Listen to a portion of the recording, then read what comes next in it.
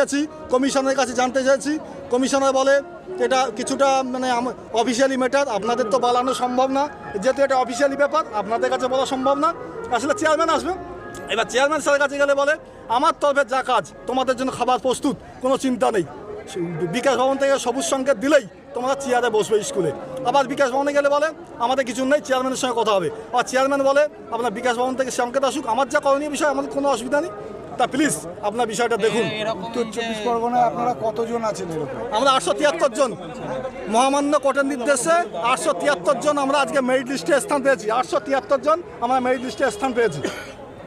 আজকে আপনাদের মূল দাবিটা কি রয়েছে? মূল দাবি অবিলম্বে মহামান্য হাইকোর্টের নির্দেশ মোতাবেক আমরা যেন স্কুল চেয়ারে বসতে পারি, বেকারত্বের জ্বালা থেকে মুক্তি পেতে পারি। কারণ আমরা সবাই এখন যোগ্য ক্যান্ডিডেট, তখনকার দিনে সব ফার্স্ট ডিভিশন স্টার পাওয়া ছাত্রছাত্রী আমরা। কি নাম আপনার? আমার নাম প্রদীপ কুমার মাইতি। শুধু কি আপনাদের এই উত্তর 24